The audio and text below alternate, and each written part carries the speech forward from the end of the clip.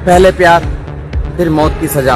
जी, मैं बात कर रहा हूँ पूर्वी दिल्ली के न्यू शंकर क्षेत्र की, जहाँ एक 30 वर्षीय महिला के साथ 34 साल का व्यक्ति मोहब्बत में मौत की सजा अपनी प्रेमिका को दे देता है। ये बात है 26 फरवरी की, जब 34 साल का व्यक्ति, जिसका नाम शिव शंकर मुखिया बताया जाता है, जो कि बिहार का रहने वाला है, वो महिला से तकरीबन 3 साल से प्यार करता था। लेकिन एक दिन 26 फरवरी की शाम को वो 30 साल की महिला के पास उसके घर आता है और शादी का प्रस्ताव रखता है, जहां महिला शादी के लिए मना कर देती है। शादी ना करने की असल वजह वो इसलिए बताती है क्योंकि पहले से वो विवाहित थी, जिस बात को लेकर दोनों में बहसबाजी खूब होती है। इस दौरान दोनों में काफ़ी लड़ाई होने के बाद शिव शंकर मुखिया गुस्से में आ जाता है और वो वहाँ उसके साथ हाथापाई करने के बाद उसका गला घोट के हत्या करके निकल जाता है। इस बीच जब 30 साल की महिला के व्यक्ति ने फ़ोन करके पुलिस को बताया है कि मेरी वाइफ अभी तक काम से लौटी नहीं है, मेरी कुछ मदद कीजिए, उसके कुछ दौरान बाद ही पता चलता है कि उसके बगल के कमरे में ही उस महिला की शव पड़ी हुई थी। जिसके बाद पुलिस मौके वारदात पर पहुंचती है और सारा छानबीन करती है।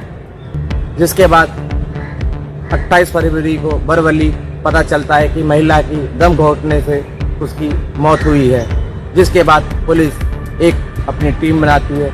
कल्याणपुरी की एसीपी के सुपरविजन में न्यू अशोकनगर थाने से एसएचओ अपनी एक टीम गठित करते हैं, जिसमें head constable Narendra, head constable Monu, head constable Parveen और एक कांस्टेबल नीलेश को भी शामिल किया जाता है। जिसके बाद काफ़ी छानबीन होती है और कुछ समय बाद उस व्यक्ति को अरेस्ट कर लिया जाता है। पूछताछ में जब पता चलता है कि वो व्यक्ति तकरीबन उस महिला से 3 साल से प्यार करता था और शादी करने के लिए उसने काफ़ी बार उसको कहा, लेकिन बार बार वो शादी करने के लिए मना कर देती है। जिसके बाद वो न्यू अशोकनगर में उसके घर आता है और फिर शादी का दोबारा प्रस्ताव रखता है। लेकिन इस बीच दोनों की काफ़ी बहसबाजी होती है, जिस कारण वो व्यक्ति बताता है कि उसने गुस्से में आके महिला का गला घोट के हत्या कर दिया है और उसके बाद वो व्यक्ति वहाँ से फरार हो जाता है। क्या कुछ बताया दिल्ली की, पूर्वी दिल्ली की डीसीपी नीता गुलेत ने, आइए हम आपको दिखलाते हैं। न्यू अशोकनगर थाने में एक ब्लाइंड मर्डर केस हुआ था।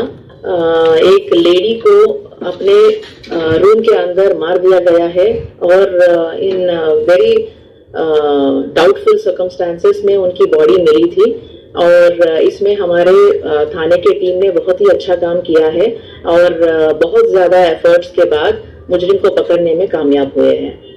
ये इंसिडेंट है 26 फरवरी की इसी साल का, जिसमें हमें मैसेज मिला है पीसीआर कॉल के थ्रू, जिसमें विक्टिम के हस्बैंड ने बताया है कि मेरी वाइफ काम पे गई है और वापस नहीं आई और उनकी डेड बॉडी रूम में पड़ी हुई है। ये कॉल मिलने पर हमारी टीम इमीडिएटली एक्शन में आ गई है और हमने मौके को एग्जामिन कर लिया है, फॉरेंसिक टीम को बुला लिया है और फॉरेंसिक टीम से पूरा चेक करवाया है कि क्या क्या एविडेंस वहाँ पे मिल सकते हैं। तो हमें वहाँ पे एक ही गद्दा मिला है जिसके ऊपर वुमेन की बॉडी थी और एक बैंगल ब्रोकन था, टूटा हुआ बैंगल था और उनके बाल के कुछ गुच्छे हैं जो बगल में पड़े हुए थे और उसकी कपड़े थोड़ा सा फटी हुई थी बगल में, उनके कमर के ऊपर हाथ के नीचे फटी हुई थी और 2 यूज्ड कॉन्ट्रासेप्टिव्स भी थे उसके कमरे में और एक दीवार पे थोड़ा सा ब्लड की स्प्लैटर भी था। तो इसके अलावा वहाँ पे हमें एक नोज पिन भी मिला था थोड़ा दूरी में जो लेडी की थी। तो ये वाले एविडेंसेस हमें मिले थे और उसके बाद हमने वहाँ से शुरू किया कि कौन हो सकते हैं और क्या रीजन हो सकती है इसको मरने की। तो इनिशियली उसके बॉडी पे कोई एक्सटर्नल इंजरी हमें कहीं पे दिखी नहीं है। ऐसा लगा था कि वो बेड पे लेटी थी और उसके कमर पे, बॉडी पे पानी था। तो ऐसा लगा कि शायद वो अपने ही कोई इंटरनल मेडिकल इश्यू की वजह से उसकी डेथ हुई है। शायद वो पानी पीने की कोशिश कर रही थी बट नहीं हो पाया। और फिर भी हमने अपना ओपिनियन रिजर्व करके हमने मेडिकल ओपिनियन की इंतजार किया है कि पोस्टमार्टम में शायद कुछ क्लैरिटी मिले।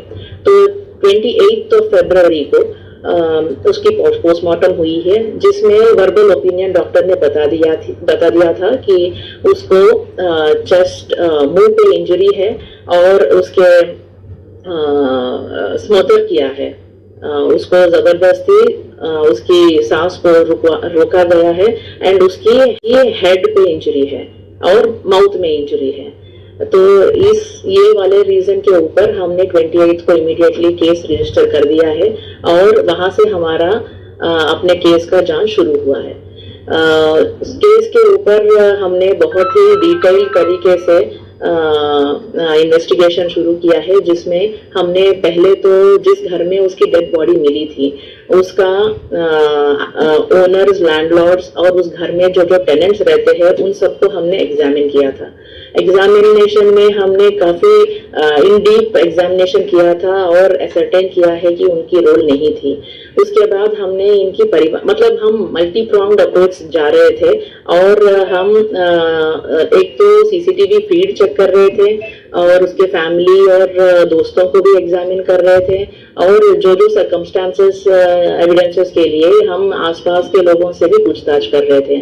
तो उनके दोस्त को जब हमने इंट्रोगेट किया है तो उन्होंने बताया कि इस लेडी की कोई एक दोस्त है जो इसके पीछा पड़ रहा है कि इससे शादी करने के लिए और ये काम छोड़ने के लिए, बट ये दोस्तों ने उसके बारे में कुछ और जानकारी नहीं बताई, ना ही उन्होंने उनको कभी देखा और ना ही उनका कोई डिटेल इनके पास था।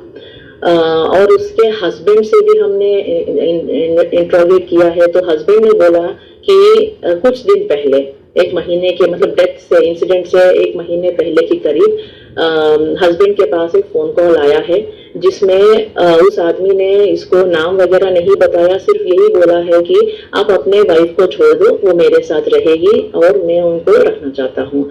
तो इसी बात पे हस्बैंड फ्यूरियस हो गए थे और उसी टाइम उसका फोन और वाइफ का फोन दोनों के सिम कार्ड उसने तोड़ के फेंक दिया था। तो उस एंगल से भी हम क्लूलेस थे कि ये आदमी जो बताए जा रहे हैं अलग अलग सोर्सेस से, ये आदमी का आइडेंटिटी क्या है। उसके बाद हमने इनके बच्चों को भी एग्जामिन किया है तो बच्चों ने हमें कुछ बताया है कि एक अंकल थे जिसका गाड़ी से आते थे, शायद वो ड्राइवर थे और उसके गाड़ी का नंबर जो है शुरू होता है 4 से और एंड होता है 5 से। तो ये एक क्लू हमारे पास था। तो इसी क्लू से हमने जो गाड़ियां चलती है टैक्सी की, ओला की गाड़ियां थी, तो उन सबको एग्जामिन किया, बहुत सारी गाड़ियां एग्जामिन किया। फाइनली हमें फिर 15 तक 7 से 7:15 तक वो अपने किसी और दोस्त से बात कर रही थी और अचानक से 7:15 पर वो फोन जो है बात करते करते रुक जाता है। उसके बाद का मतलब ये 10-12 मिनट का इंसिडेंट मान के चलते क्योंकि 7:27 पे इसका फोन स्विच ऑफ हो जाता है और फोन मिलता नहीं है। तो उसके बाद हमने सीसीटीवी कैमरा में एग्जामिन करके चेक किया तो इस दौरान एक आदमी 7:12 पे इस मोहल्ले में आता है और 7:27 पे निकल भी बाद। इसके अलावा हमें और कोई एविडेंस नहीं था। देन हम लोग अपने मोबाइल CVR के एनालिसिस किया है तो हमें ये पता चला है कि इसकी दोस्त की फोन पे एक आदमी ने कॉल करता है जिसका नंबर 11 से लास्ट आता है, जो कि इसके बेटे ने हमें टिप दिया है कि इस अंकल का नंबर 11 का आता है और कोई नंबर नहीं है। तो इसकी दोस्त के फोन पे भी वो नंबर नहीं था। तो हमने फिर उसको ट्रू कॉलर पे चेक किया एंड देन उसका नंबर निकाला जिसका नाम SH से आता था। ये SH का क्लू लेके 11 का क्लू लेके ट्रू कॉलर के जरिए हमने अपना इन्वेस्टिगेशन आगे बढ़ाते हुए उसके फ्रेंड की मोबाइल फोन का ट्रू कॉलर लिस्ट को निकाल के जो ये मैच होता है वो देखते हुए गए।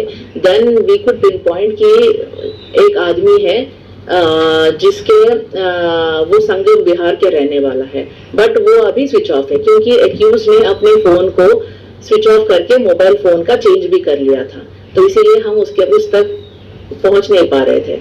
उसके बाद हमने इसके दोस्त के जरिए, इस लेडी के विक्टिम के दोस्त के जरिए, उनके रिश्तेदार के इंफॉर्मेशन हमारे पास आ गया था। उस इंफॉर्मेशन को लेके फिर हम एक्यूज तक पहुंच गए और उसको पकड़ लिया।